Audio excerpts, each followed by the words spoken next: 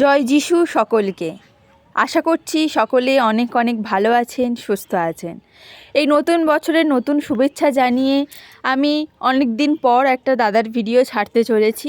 তো নতুন বছরে আপনারা দিনগুলো কেমনভাবে কাটাবেন, আপনারা যিশুর ওপর পুরোপুরি বিশ্বাস করবেন কি না, আর কীভাবেই বা যিশুর ওপরে বিশ্বাস করবেন, কীভাবেই বা ঈশ্বরের চোখে নির্দোষ হতে পারবেন এই নতুন বছরে, আসুন সেই সব তথ্যগুলো আমরা দেখে নেব এই ভিডিওর মাধ্যমে। তাহলে ভিডিওটা স্কিপ না করে পুরোটা শুনতে থাকুন। আমাদের আজকে আলোচনার বিষয়বস্তু হলো যে আমরা কিভাবে ঈশ্বরের কাছে নির্দোষ বলে গণ্য হব, অর্থাৎ আমরা কি করলে ঈশ্বর আমাদেরকে নির্দোষ বলে গণ্য করবেন।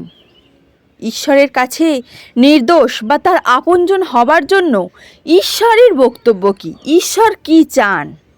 দেখুন প্রিয় ভাই বোন, ঈশ্বর কাউকে নির্দোষ বা তার আপনজন করার আগে দেখেন না কি তার জাত, কী বা তার ধর্ম, আর কী বা তার সামাজিক পরিচয়। তিনি শুধু কি দেখেন, যে তার অন্তরে বিশ্বাস আছে কি না। তাই তিনি বলেছেন, আমার কাছে নির্দোষ হওয়ার জন্য আমাকে এবং আমার পুত্র যিশুকে বিশ্বাস করতে হবে, তবেই তোমরা আমার কাছে নির্দোষ হবে। এই বিষয়ে খ্রিস্টান আর অখ্রিস্টান এদের মধ্যে কোনো পার্থক্য নেই। এটা কিন্তু আমার মন গড়া কথা নয়, এটা আমরা পাবো বাইবেলের রোমিও 3:25 পদে। কিন্তু প্রিয় ভাই বোন, একথা আজও আমাদের দেশে এমন অনেক লোক আছেন তাদের কাছে অজানা। তাই একটু লক্ষ্য করলে দেখা যাবে যে খ্রিস্টানদের মধ্যে এমন অনেক লোক আছেন যারা মনে করে থাকেন যে আমরা তো অনেক পুরুষ ধরেই খ্রিস্টান এবং আমরা খ্রিস্টান ধর্মের রীতিনীতি বছরের পর বছর নিখুঁতভাবে পালন করে আসছি। আমরা তো এ ধর্ম ব্যাপারে অনেক কিছু জানি, যিশুর বিষয়েও অনেক কিছু জানি। আমরা বড়দিন পালন করি, আমরা জলদীক্ষা নিয়েছি, আমরা গুড ফ্রাইডে পালন করি, আমরা উপবাসও পালন করি, এরকম আরও অনেক কিছু পালন করি। অতএব আমাদের আর যিশুকে বিশ্বাসের বেশি গুরুত্ব দেবার কী প্রয়োজন আছে? আমরা তো এই ধর্মের দৌলতেই হাসতে হাসতে ঈশ্বরের কাছে যাব আর নির্দোষও হয়ে যাব।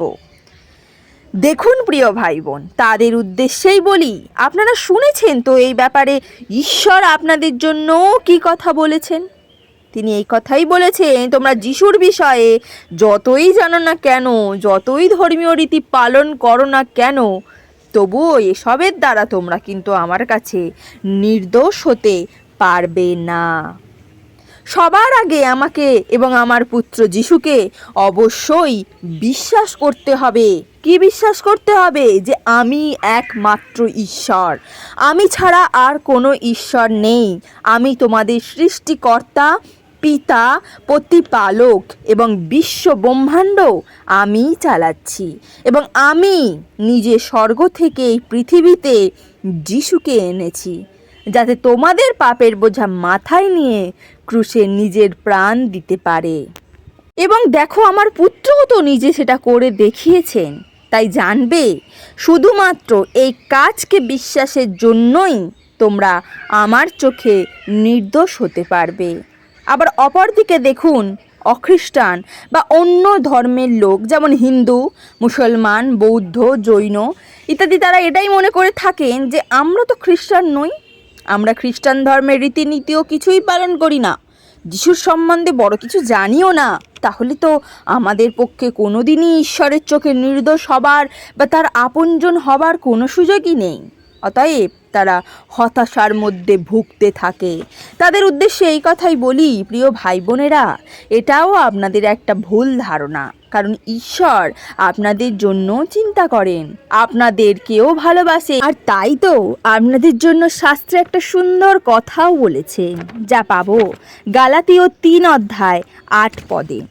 আর তা হলো এই যে, আমার কাছে আসার জন্য তোমাদেরকে কোনোভাবে জাত ধর্ম নিয়ে ভাবনা চিন্তা করার কোনো প্রয়োজন নেই। তোমরা যে ধর্মে আছো, যে অবস্থায় আছো, সেই অবস্থায় থেকে শুধুমাত্র বিশ্বাস করো, আমি তোমাদের একমাত্র ঈশ্বর পিতা, সৃষ্টিকর্তা, প্রতিপালক, এবং আমার পুত্র যিশুকে আমি দিয়েছি তোমাদেরই পাপের মুক্তির জন্য। আর যিশুও তোমাদের পাপ থেকে মুক্ত করে স্বর্গে নিয়ে আসার জন্য ক্রুশে নিজের প্রাণ দিয়েছেন।